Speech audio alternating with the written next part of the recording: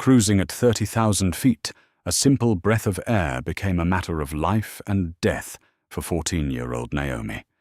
What began as a routine flight to Seattle morphed into a claustrophobic nightmare when a flight attendant made a fatal judgment call, tossing away a lifesaver. Minutes later, undercover federal agents seized control of the aircraft. This is the shocking true story of Flight 412, where prejudice met ultimate authority. Chicago's O'Hare International Airport was a chaotic symphony of rolling suitcases, delayed departure announcements, and frustrated holiday travelers. For Virginia Walker and her 14-year-old daughter Naomi, the airport was just an obstacle course, standing between them and a much-needed family reunion in Seattle. Naomi clutched the strap of her small, navy blue crossbody bag, her knuckles slightly pale. Inside that bag was her lifeline, a red albuterol rescue inhaler. Naomi had suffered from severe stress-induced asthma since she was a toddler, and the frantic energy of the airport combined with the freezing draft leaking through the terminal's glass walls was already making her chest feel tight. Virginia, a pragmatic and deeply protective mother, placed a reassuring hand on her daughter's shoulder as they stood in line for boarding Group 4 of Transcontinental Airways, Flight 412. "Just breathe, sweetie," Virginia murmured, her eyes scanning Naomi's face for any signs of respiratory distress. "We'll be in our seats soon. As soon as we sit down, you can take a puff if you need it." Naomi nodded, offering a tight, unconvincing smile. She hated flying. She hated the recycled air, the claustrophobia of the cabin, and the feeling of having no control. Waiting at the cabin door was Brenda Miller, the flight's senior purser. Brenda was a veteran flight attendant with over 25 years in the sky, and she wore her seniority like a suit of armor. She was known among her colleagues for running her cabin with an iron fist, strictly adhering to FAA regulations to the point of zealous rigidity. Over the years, the stress of the job had eroded her patience, leaving behind a brusque, cynical exterior. As passengers filtered past her, Brenda's sharp eyes darted up and down the aisle, silently judging carry-on sizes and assessing potential troublemakers. When Virginia and Naomi reached the aircraft door, Virginia offered a polite, exhausted smile. "Good morning," she said. Brenda barely offered a nod, her gaze immediately locking onto the small crossbody bag resting against Naomi's hip. "Ma'am," Brenda said, her voice cutting through the ambient noise of the boarding process. "That bag needs to be consolidated into your carry-on luggage. We have a strict 2-item limit, and the overhead bins are completely full. It goes under the seat, or it doesn't fly." Virginia paused, stepping out of the direct flow of traffic to avoid blocking the aisle. "Oh, this is just her medical bag," Virginia explained patiently, her tone polite but firm. "It has her emergency asthma inhaler. She needs to keep it on her person. It's very small, barely the size of a wallet." Brenda's eyes narrowed, her posture stiffening. In her mind, rules were rules, and exceptions were the enemy of an on-time departure. Furthermore, she harbored unconscious biases that often made her less accommodating to certain passengers, a pattern of microaggressions she had never been forced to confront. "I don't care what's in it," Brenda snapped, her voice raising a fraction of a decibel.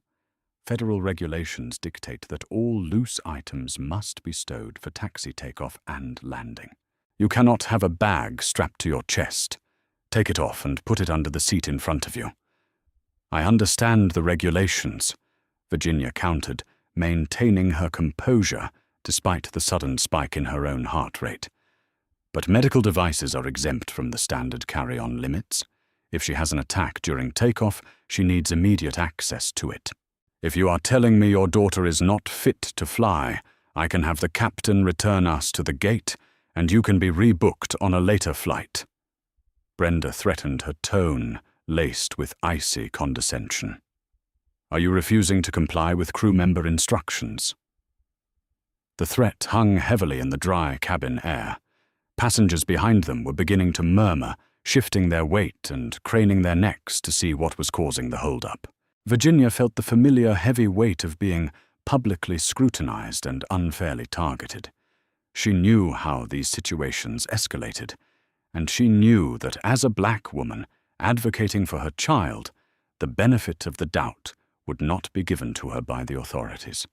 She swallowed her pride, a bitter pill she had been forced to take too many times before.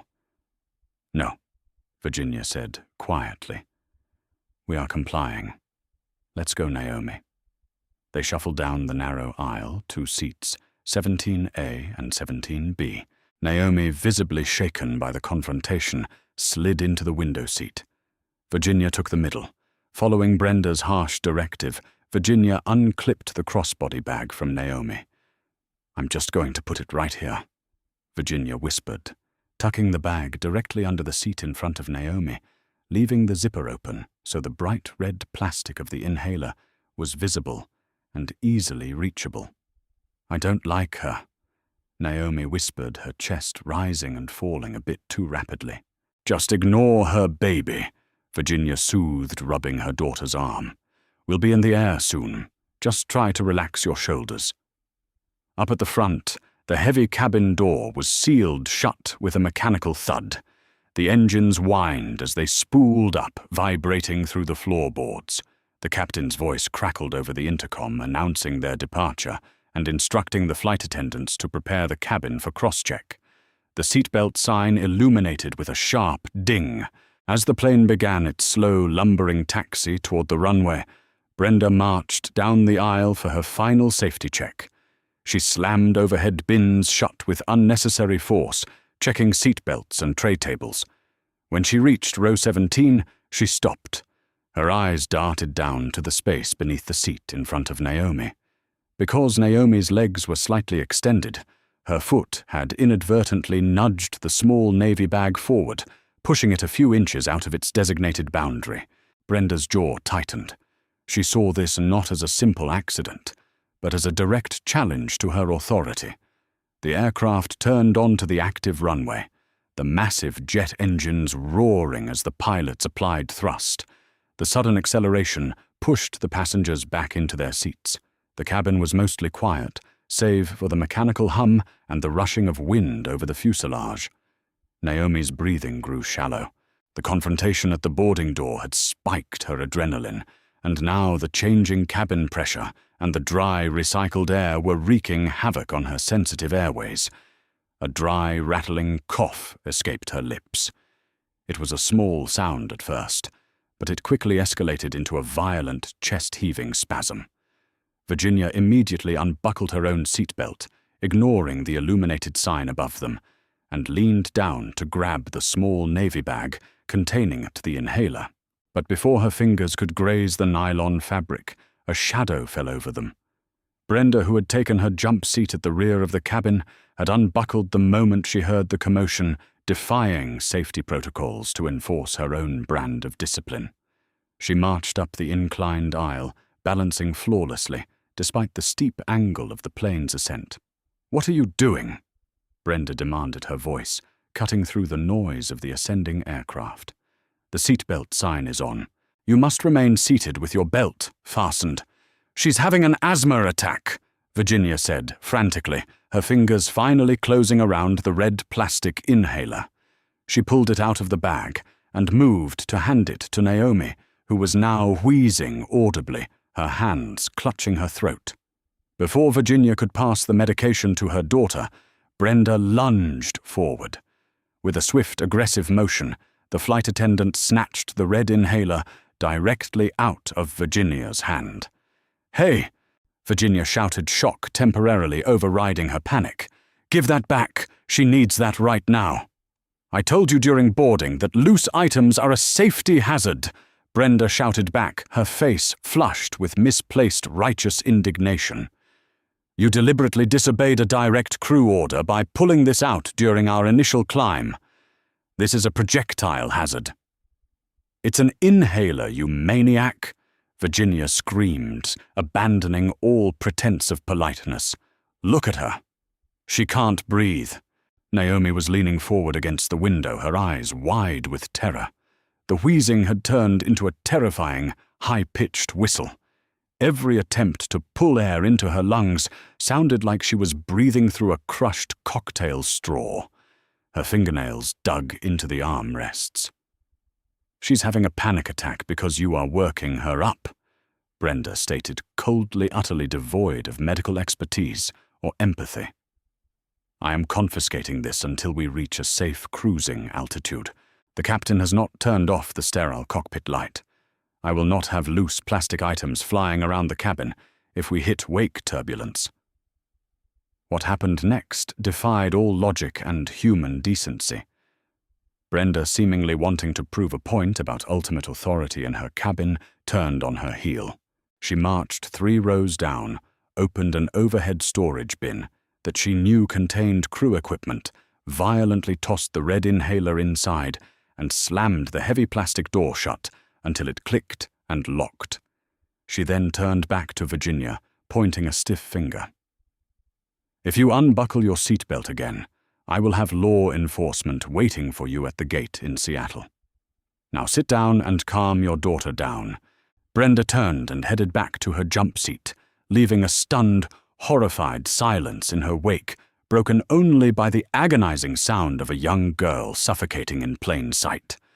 Virginia scrambled to unbuckle her seatbelt again, but the plane suddenly hit a patch of rough air, throwing her back into her seat. The aircraft was still climbing steeply, passing through 10,000 feet. "Naomi, look at me," Virginia begged, grabbing her daughter's face. Naomi's skin, normally a rich, warm brown, was taking on an ashen grey undertone. Her lips were trembling, and her eyes were darting around in pure, unadulterated panic. "Help!" Virginia screamed, her voice cracking, echoing through the cabin. "Somebody help us! She needs her medicine. She locked it up. Please!" Passengers around them were frozen in a state of bystander paralysis. Some looked deeply concerned, gripping their armrests, while others awkwardly averted their eyes, not wanting to get involved in an altercation with the flight crew. A man in row 16 pressed his flight attendant call button, repeatedly sending a series of dings echoing to the galleys. In the rear galley, Brenda ignored the call bell, arms crossed, staring straight ahead. In her twisted logic, she was maintaining order. She had dealt with hysterical passengers before, and she firmly believed that giving in to their demands only validated their disruptive behavior. Back in row 17, the situation was rapidly deteriorating from a medical incident into a full-blown life-or-death crisis. Naomi's wheezing was getting quieter, which Virginia knew was the worst possible sign. It meant the airways were closing completely, and air was no longer moving in or out. Naomi's head lolled back against the seat, her eyes rolling upward. "Get the medicine!" Virginia shrieked, lunging into the aisle, fighting against the steep incline of the plane. She made it exactly 1 step before another flight attendant, a younger man named Kevin, rushed up from the back. "Ma'am, you need to sit down right now. You are interfering with flight safety." "Open that bin!" Virginia roared, pointing to the compartment where Brenda had tossed the inhaler. "My daughter is dying. Open the damn bin. I don't have the key to the crew storage, ma'am, and you need to lower your voice," Kevin stammered, clearly, overwhelmed and defaulting to his basic training rather than assessing the medical emergency. From seat 12, Sia Man had been watching the entire agonizing scene unfold through the gap in the seats. His name was Jethro Taylor. To the rest of the passengers, he looked like any other tired business traveler, dressed in a nondescript navy sweater, sensible dark jeans, and sturdy boots.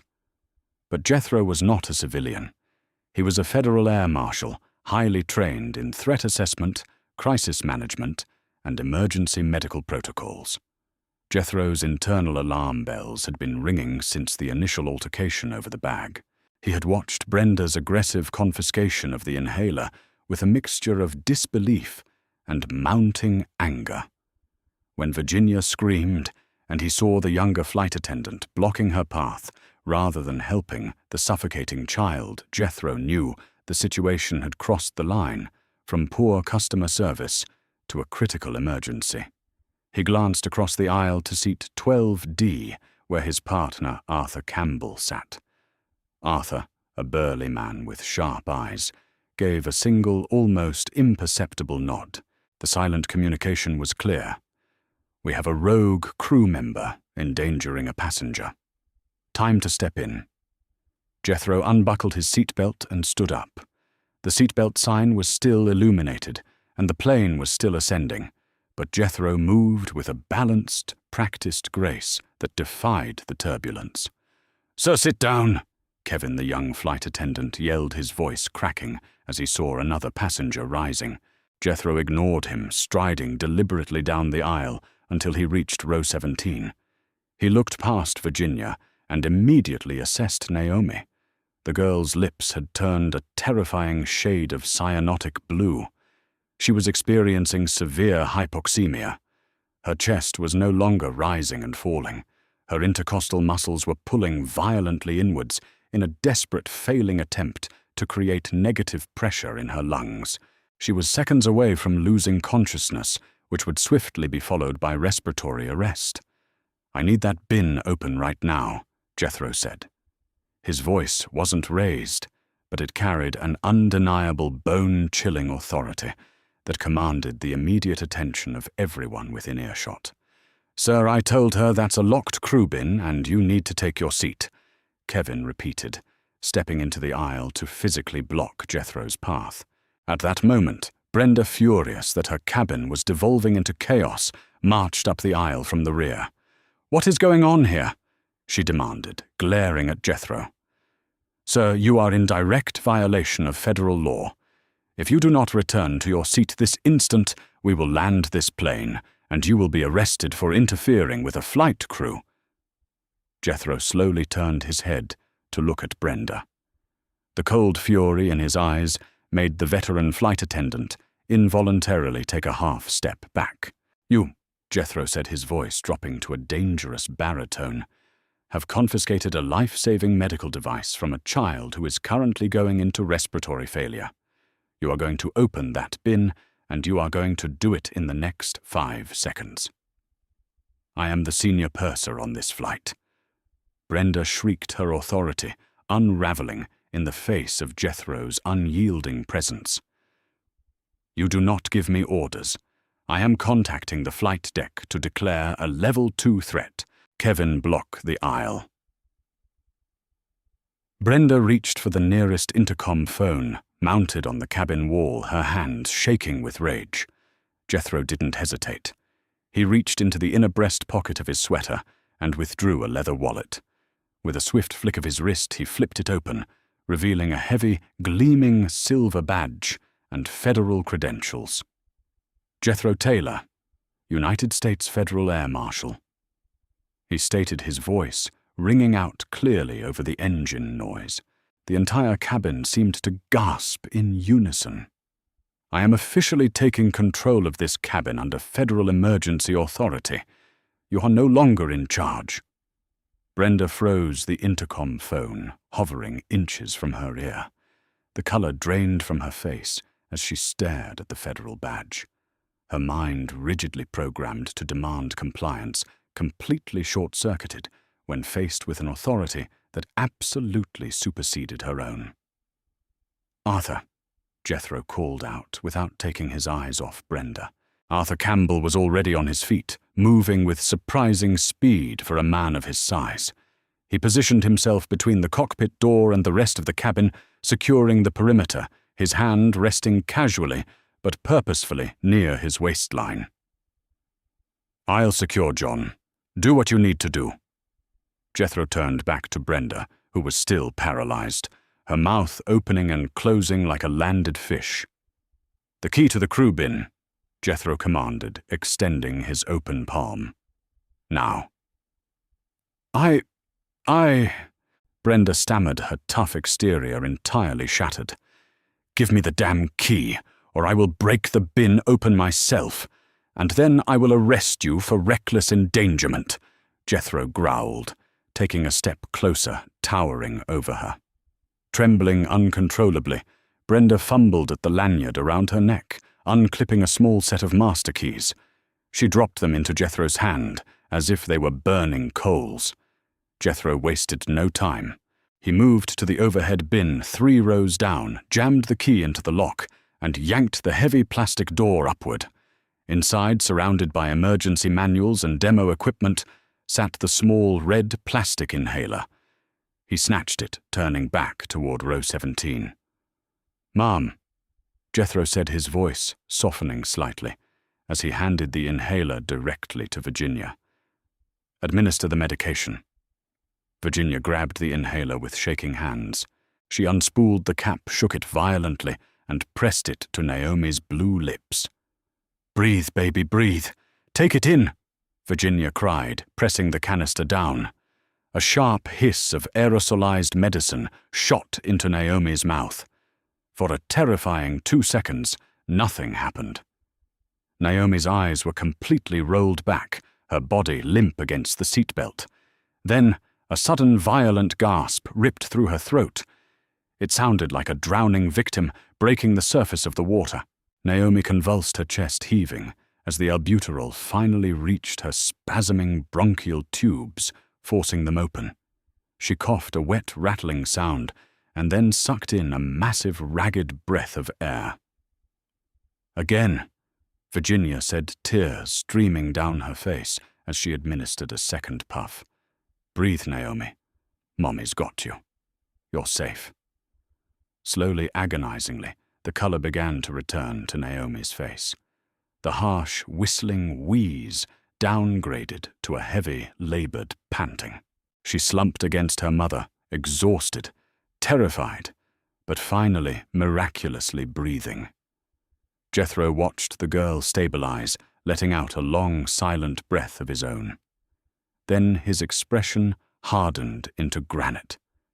He turned slowly, his eyes locking onto Brenda Miller, who was now backed against the lavatory door, looking like she wanted to disappear through the fuselage.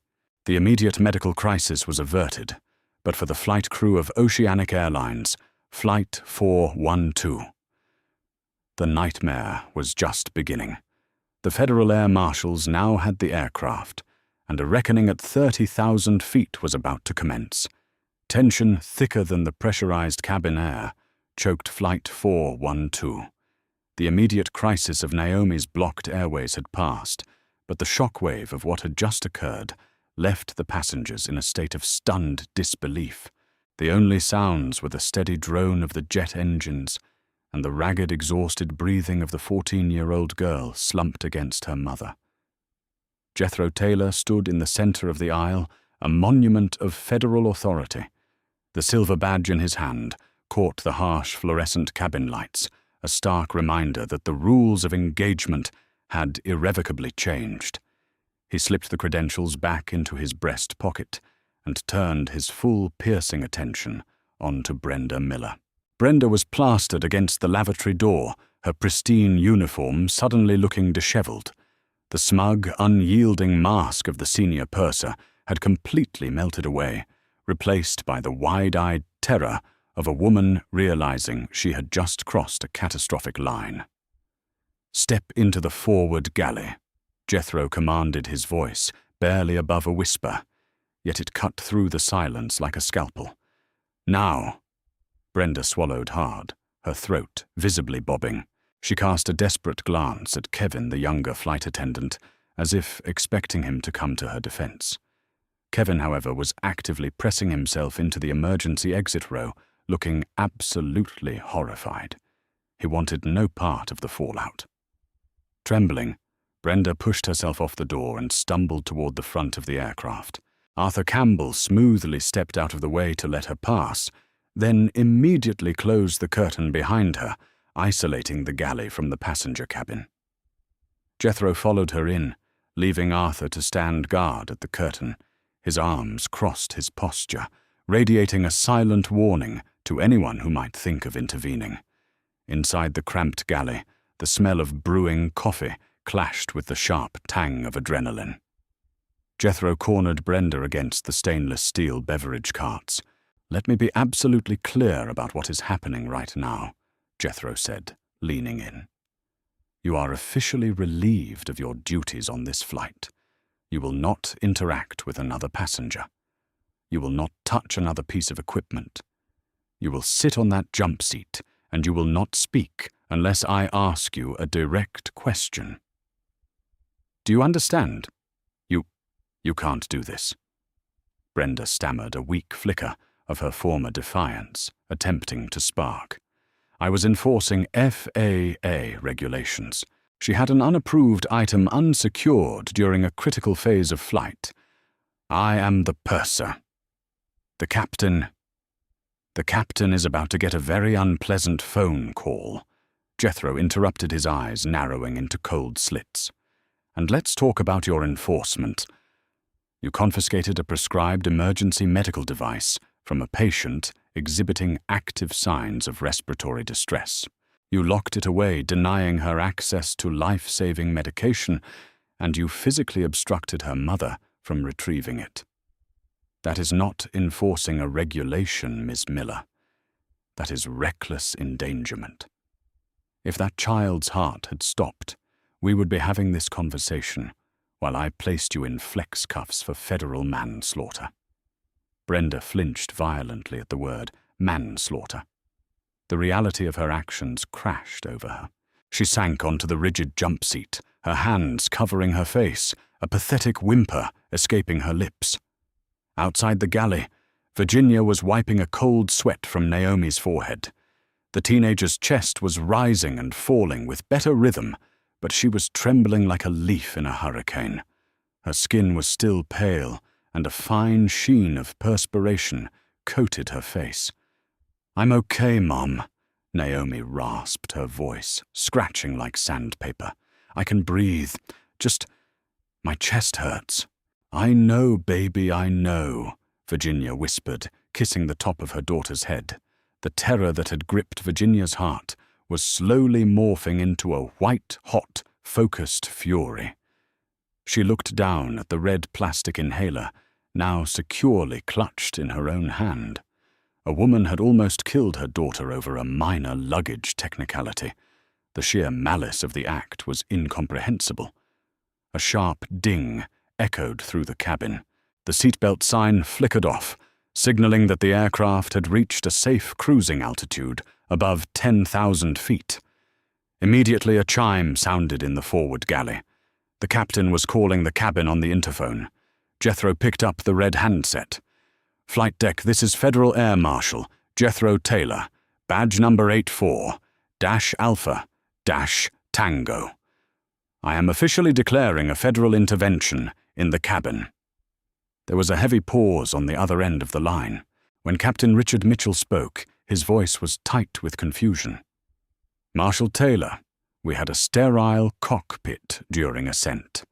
I have indicator lights showing a passenger disturbance and a call bell from the aft, but my senior purser hasn't checked in. What is the situation back there?" "Captain, your senior purser is currently detained in the forward galley," Jethro reported, professionally stripping the emotion from his voice.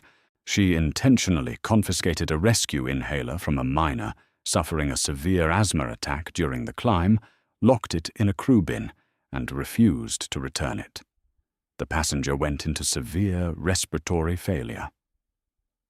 My partner, Marshal Campbell, and I were forced to break cover to retrieve the medication and prevent a fatality. "Good God," Captain Mitchell breathed over the line, the shock palpable. "Is the passenger stable?" "She is breathing, but she requires immediate medical assessment," Jethro replied. "I need you to keep the flight deck secured. Do not open the door under any circumstances. I am taking operational control of the passenger cabin. We need to find out if we have a doctor on board." "Understood, Marshal." The captain said, his tone instantly shifting from a pilot flying a routine route to an aviator managing a severe in-flight crisis. "The cabin is yours. Keep me updated." If you need to divert, give me the word." Jethro hung up the phone. He looked at Brenda, who was now weeping silently into her hands, completely shattered. He felt no pity. He pulled back the curtain and stepped back, out into the cabin, meeting Arthur's eyes. "Secure the rear galley," Jethro instructed his partner. "Make sure the other flight attendants stay out of our way. We have a medical situation to evaluate." Standing at the front of the aircraft, Jethro unhooked the public address microphone from its cradle. He pressed the button, sending a sharp burst of static through the cabin speakers, instantly silencing the lingering murmurs of the passengers. "Attention passengers, this is Federal Air Marshal Taylor." Jethro's voice projected evenly designed to project absolute control and prevent mass panic. "As you are aware, we have experienced a severe medical emergency in row 17. The situation has been temporarily stabilized, and the individuals responsible for the disruption have been relieved of their duties. However, I need to ask if there is a licensed medical professional, a doctor, nurse, or EMT currently on board. If so, please press your flight attendant call button immediately." For 5 agonizing seconds, the cabin was silent. Then, a single chime rang out from row 8. A man in his late 40s wearing a rumpled button-down shirt and wire-rimmed glasses unbuckled his belt and stood up. "I'm Dr. David Lynn," he called out, raising his hand. "I'm an emergency medicine physician. Dr. Lynn, please come back to row 17. Jethro said, stepping aside to give the doctor clear passage. Dr. Lynn hurried down the aisle, carrying a small leather messenger bag. He knelt beside Naomi's seat, his demeanor instantly shifting into clinical focus. "Hello, Naomi." "Hello, Mum. I'm Dr. Lynn. Let's take a look at you." He reached into his bag and pulled out a small portable pulse oximeter, clipping it onto Naomi's trembling index finger. He then pulled out a stethoscope, pressing it to her chest and back, listening intently to the movement of air through her battered lungs. Virginia watched him with bated breath, her hands hovering nervously over her daughter. She took 2 puffs of her albuterol. It opened her up, but she sounded so weak. "Doctor?"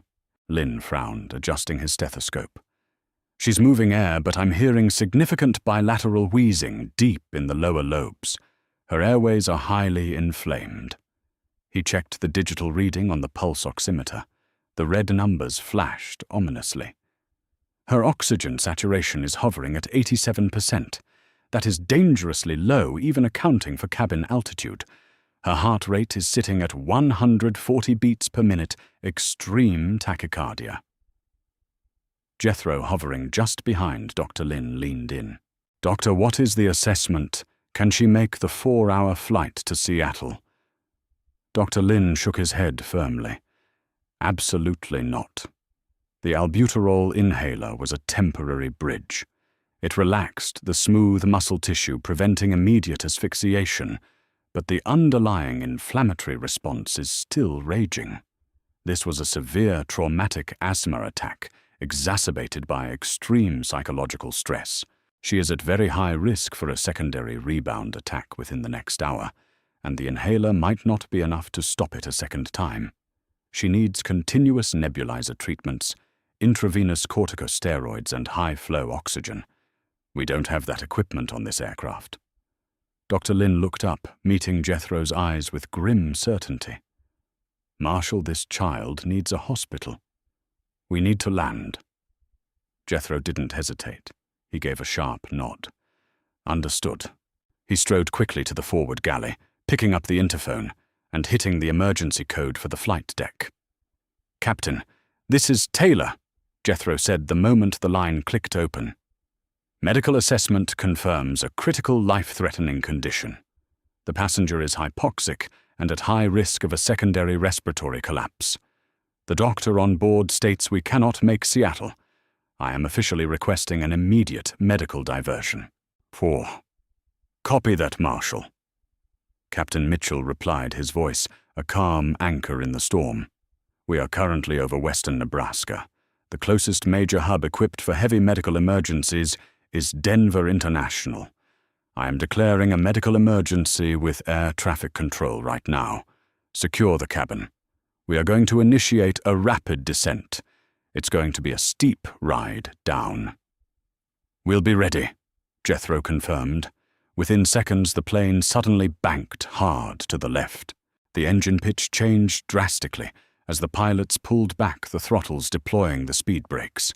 The aircraft shuddered, pointing its nose downward as it began a rapid, aggressive descent from 34,000 feet toward the Colorado Plains. Over the PA system, Captain Mitchell's voice echoed through the cabin. "Folks, this is the captain. Due to a severe medical emergency on board, we have been cleared by ATC for an immediate diversion to Denver International Airport. Flight attendants and passengers, please ensure your seatbelts are securely fastened. We will be on the ground in approximately 20 minutes. Emergency medical personnel will be meeting us at the gate." In the forward galley, Brenda Miller felt the floor drop beneath her feet as the plane dove. The physical sensation mirrored the plummeting reality of her career and her freedom. She clutched the jump seat harness, her knuckles white. She had caused this. A perfectly routine flight, hundreds of disrupted passengers, a massive loss of revenue for the airline, and a child clinging to life, all because she refused to allow a mother to keep a tiny navy blue bag. Back in row 17, Virginia pulled Naomi tightly against her chest, wrapping her arms around her daughter to absorb the heavy vibrations of the rapid descent. "Hold on, baby," Virginia whispered fiercely into Naomi's ear, her eyes locking onto the back of the seat in front of them. "We're going down. We're getting you help. Mommy's got you." Dr. Lin remained kneeling in the aisle, bracing himself against the armrests, his eyes glued to the dropping oxygen numbers on the pulse oximeter. Naomi's breathing was growing shallower again, the initial burst of the medication wearing off against the overwhelming inflammation in her lungs. Jethro walked briskly down the steeply inclined aisle, checking overhead bins and ensuring the panicked passengers were buckled in. He caught Arthur's eye at the back of the plane. They exchanged a grim look. They had saved the girl from the immediate blockade, but the race against time wasn't over. Denver was 20 minutes away, but looking at Naomi's fading complexion, 20 minutes felt like an eternity. Denver International Airport rushed up to meet Flight 412 with alarming speed. Gravity pressed heavily against the chests of every passenger, as Captain Richard Mitchell executed a punishingly steep descent trading altitude for time. Outside the small oval windows, the sprawling Colorado Plains blurred into a dizzying patchwork of brown and muted green. Inside the cabin, the atmosphere was suffocatingly tense. The mechanical roar of the engines fighting the drag of the deployed speed brakes drowned out all conversation, leaving nothing but the sound of labored breathing and rattling plastic. Dr. David Lin maintained his precarious position, kneeling in the aisle next to row 17, his fingers clamped around Naomi's wrist to monitor her thready pulse. The 14-year-old girl was slipping away. Her chin rested on her chest, her eyes fluttered in a semi-conscious haze, and the chilling blue tint had crept past her lips, claiming her nail beds and the delicate skin beneath her eyes.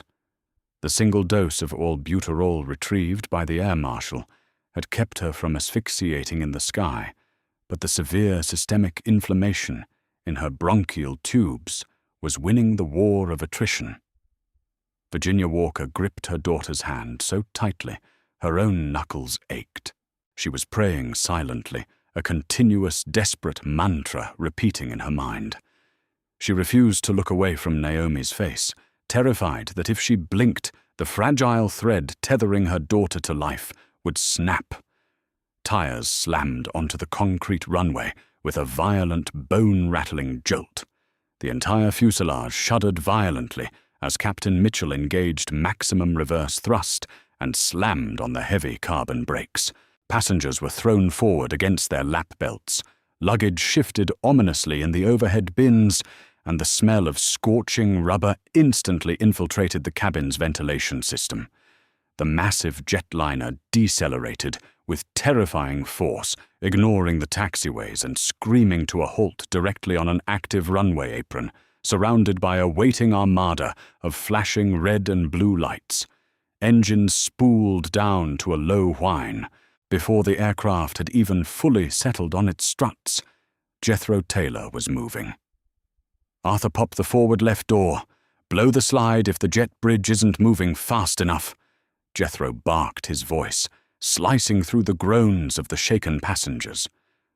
Arthur Campbell was already at the heavy L1 cabin door, peering through the small porthole. "Ground crew is moving a mobile staircase, John. EMTs are right behind them. Give them 10 seconds. Jethro turned back to the cabin, raising his hands to ensure nobody stood up. Everyone remained seated. "Keep the aisle completely clear. We have emergency medical personnel boarding right now." The heavy mechanical latch of the L1 door clanked loudly, and Arthur hauled it open, letting in a rush of frigid, thin Colorado air. 4 Denver Fire Department paramedics surged into the aircraft, weighed down by heavy trauma bags, oxygen tanks, and cardiac monitors. "Row 17, port side," Jethro directed, pointing sharply down the aisle. The paramedics practically sprinted down the incline. Dr. Lin immediately stepped back, rapidly delivering the clinical handoff. 14-year-old female, severe status asthmaticus, severe hypoxemia. O2 saturation dropped to 82 on room air. Tachycardic at 145. She had 1 rescue dose of albuterol 15 minutes ago, but she's experiencing total airway occlusion again. "Copy that, Doc, we've got her," the lead paramedic, a burly man named Henderson, said, immediately dropping to his knees. The medical team worked with a synchronized, practiced chaos. One paramedic ripped open a high-concentration, non-rebreather mask, hooked it to a portable green tank, and cranked the valve to 15 liters per minute, pressing the plastic firmly over Naomi's nose and mouth. Another paramedic was already swabbing Virginia's daughter's arm, uncapping a syringe. "I'm pushing 0.3 milligrams of epinephrine intramuscularly," the medic announced, driving the needle into Naomi's shoulder. "We need to break this bronchospasm right now, or we're going to have to intubate her on the floor." Virginia watched, paralyzed by terror, as the paramedic swarmed her child. The sharp sting of the epinephrine caused Naomi to flinch, a weak, guttural groan vibrating in her throat. Within seconds, a third medic had a nebulizer mask strapped over the oxygen flow, pumping a heavy white mist of continuous albuterol and ipratropium directly into her lungs. "She's taking it," Henderson muttered, his eyes glued to the portable monitor they had quickly attached to her chest. "Saturation is creeping up. 85, 88. Let's get her on the stair chair. We need to move her to the rig right now. Mum, grab your bags, you're coming with us." As the paramedics carefully strapped the exhausted, wheezing teenager into the evacuation chair and hoisted her up, a secondary wave of authority boarded the aircraft. 2 armed officers from the Denver Police Department, accompanied by a seasoned Federal Airport security supervisor, stepped through the forward door. This was the moment Brenda Miller, who had been sitting in terrified silence on the galley jump seat, decided to play her final desperate card. Seeing the local police uniforms, Brenda threw off her harness and launched herself toward them, her face contorted into a mask of manufactured victimhood. "Officers, thank God you're here," she cried out, pointing a trembling finger wildly down the aisle toward Jethro and Virginia. "That passenger assaulted me. She went crazy, screaming and refusing to follow safety protocols.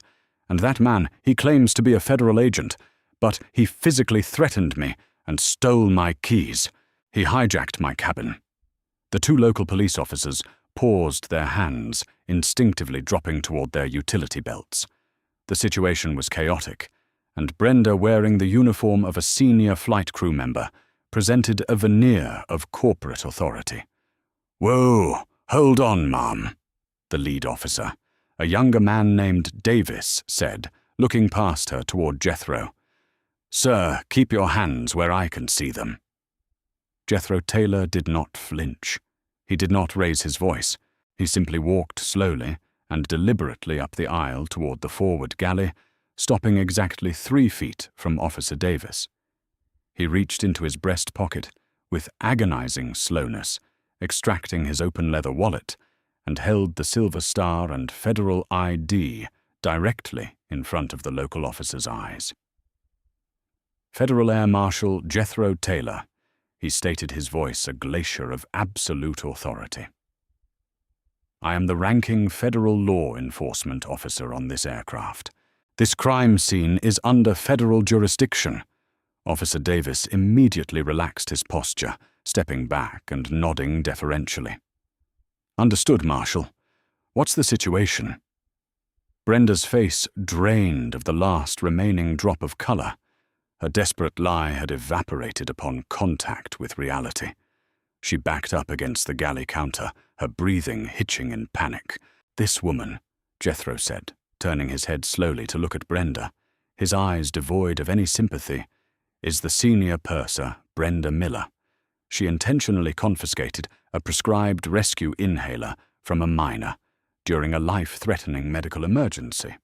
She locked the medication in a crew bin and refused to release it, resulting in the child suffering severe respiratory failure. My partner and I had to break cover and utilize federal authority to save the passenger's life." "That's a lie." Brenda shrieked, tears of sheer panic finally spilling over her heavily mascaraed eyelashes. "It was a loose bag. I was following FAA safety protocols for the climb. She's lying. They're all lying." Suddenly a voice rang out from row 16. It was the businessman who had been pressing the call button earlier. "She's not lying, officer." The flight attendant snatched the medicine right out of the mother's hand while the kid was choking.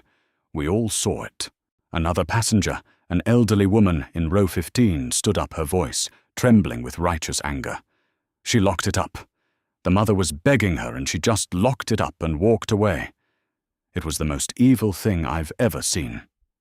A chorus of furious agreements erupted from the surrounding rows.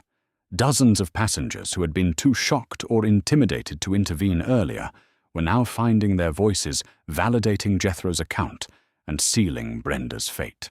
The local police officers looked at the mutinying cabin, then back at the trembling flight attendant. Jethro turned to Officer Davis.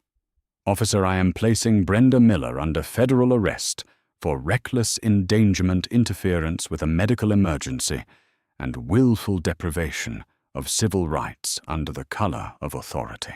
Because she disrupted the flight crew and forced an emergency diversion, she is also facing charges under the USA Patriot Act for interfering with the operation of a commercial aircraft. Take her into custody." Officer Davis unclipped his handcuffs. He stepped toward Brenda, grabbing her arm and spinning her around, pressing her face against the cool stainless steel of the beverage cart compartment. "Brenda Miller, you are under arrest," Davis recited, the loud clicks of the heavy metal cuffs echoing sharply in the quieted cabin. "You have the right to remain silent." Brenda completely collapsed, sobbing hysterically, as the officers dragged her toward the exit door. As she was marched out of the aircraft in disgrace, stripped of her authority and her dignity, a spontaneous wave of slow, deliberate applause rippled through the passenger cabin. It wasn't a cheer of joy. It was a heavy collective acknowledgement that justice, however delayed by a few thousand feet, had finally arrived. Jethro stood at the door watching the police cruiser's lights swallow the disgraced flight attendant. Arthur walked up beside him, clapping a heavy hand on his partner's shoulder. "Good call, John," Arthur said quietly. "If you hadn't stepped in when you did, that kid would be leaving in a body bag. Let's just hope she makes it through the night." Jethro replied, his gaze shifting to the wailing ambulance tearing across the tarmac toward the distant silhouette of the Denver skyline. Hours stretched into a grueling, agonizing vigil inside the sterile, brightly lit waiting room of Denver General Hospital's Pediatric Intensive Care Unit. Virginia Walker sat in a stiff plastic chair, staring blankly at the wall, a styrofoam cup of untouched cold coffee resting in her hands. Her clothes were wrinkled, and dried tears stained her cheeks. The heavy double doors of the ICU swung open, and a pediatric pulmonologist, a tall woman with kind eyes named Dr. Iris Thorne, walked out. Virginia shot to her feet, her heart hammering against her ribs like a trapped bird. "Ms. Walker," Dr. Thorne asked softly. Is she okay?" Virginia whispered, terrified of the answer. Dr. Thorne offered a warm, reassuring smile. "She's going to be all right. It was a remarkably close call, Virginia. The epinephrine and the continuous steroids we administered managed to break the inflammatory cycle. We have her on a specialized BiPAP machine right now to help her lungs rest and keep her airways propped open, but she is conscious, and her oxygen levels are stabilizing in the high 90s. She's a strong girl." Virginia's knees buckled. She collapsed back into the plastic chair, burying her face in her hands as a tidal wave of relief washed over her.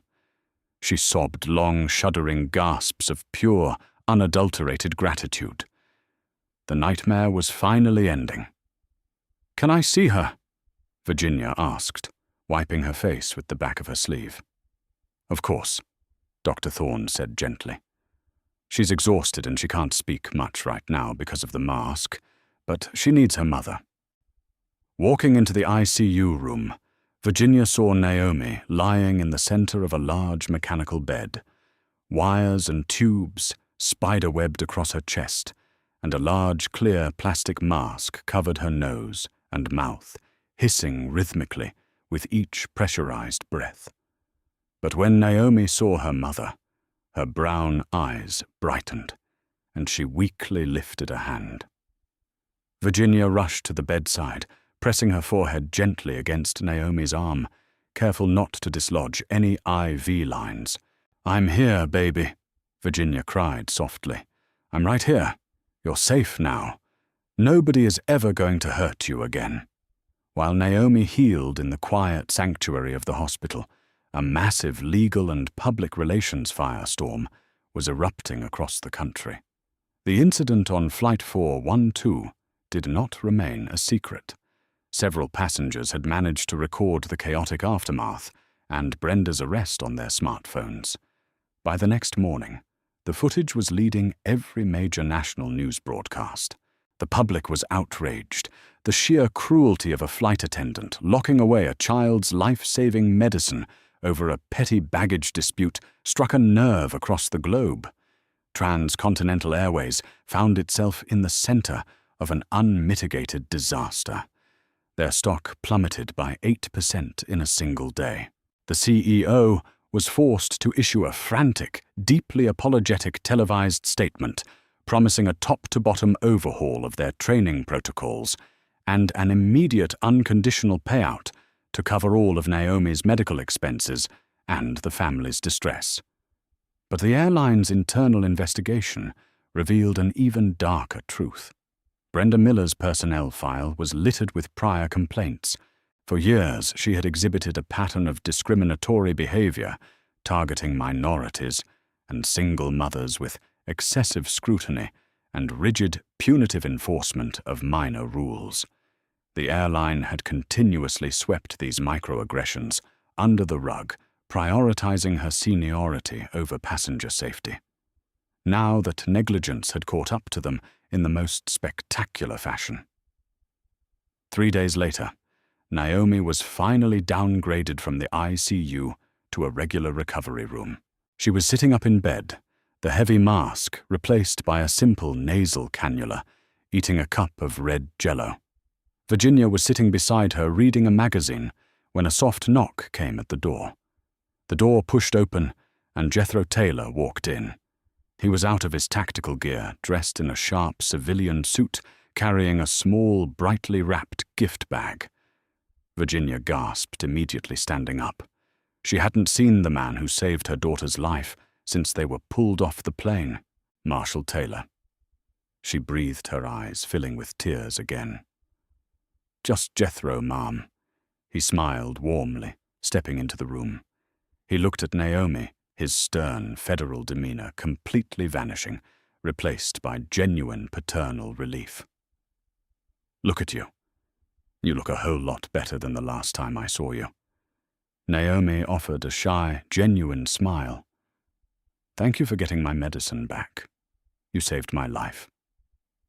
"I was just doing my job, kiddo," Jethro said, placing the gift bag on the tray table. "Though I admit, breaking into crew bins isn't usually on my daily itinerary. I brought you some chocolates from a local place downtown. Figured hospital food gets old pretty fast." Virginia walked over and hugged Jethro, wrapping her arms tightly around the imposing agent. Jethro awkwardly but gently patted her back. "I don't have the words to repay you," Virginia whispered into his shoulder. "If you hadn't been on that flight." "I'm just glad I was," Jethro replied softly. He stayed for 20 minutes chatting with Naomi about her favorite subjects in school and making her laugh. Before he left, his expression turned serious as he addressed Virginia. "I wanted to let you know personally," Jethro said, his voice dropping an octave. "The Federal Aviation Administration permanently revoked Brenda Miller's flight credentials this morning. She will never step foot on a commercial aircraft again. Furthermore, the United States Attorney's Office has officially indicted her on 3 federal felony counts. She's looking at a minimum of 5 to 10 years in federal prison. And the Department of Transportation is levying a massive fine against the airline." Virginia nodded slowly, processing the weight of the justice being served. "Good. She needs to understand that she can't treat people like they are less than human just because she wears a uniform." "She understands it now," Jethro assured her. "Take care of yourselves. Have a safe flight home whenever you're ready to fly again." 2 weeks later, Virginia and Naomi finally made it to Seattle. They didn't fly commercial. Transcontinental Airways, terrified of further litigation, and desperate for good, PR had chartered a private medical transport jet for them, ensuring they had their own doctor and limitless space for Naomi's medical bags. As they walked out of the terminal in Seattle, breathing in the cool, damp Pacific Northwest air, Naomi paused. She reached down and touched the small navy blue crossbody bag secured tightly against her hip. Inside, a brand-new red albuterol inhaler rested safely. Naomi looked up at her mother, a quiet strength shining in her young eyes. The trauma of Flight 412 would stay with them forever, a dark reminder of the cruelty that exists in the world. But it was also a testament to the fact that when prejudice and malice rear their ugly heads, there are still people willing to stand up, break the rules, and fight back. Virginia smiled, wrapping an arm around her daughter's shoulders, pulling her close as they walked toward their waiting family. They had survived the sky, and together they were grounded, safe, and breathing free. If this heart-stopping story of a mother's love, a federal agent's heroism, and the ultimate triumph of justice kept you on the edge of your seat, please hit that like button. It helps us bring more incredible, true-to-life, dramatic stories to your screen. Don't forget to share this video with your friends and family to spread awareness about hidden biases and the importance of standing up for what is right. Subscribe to our channel and click the notification bell so you never miss out on our next thrilling narrative. Stay safe, stay vigilant, and we'll see you next time.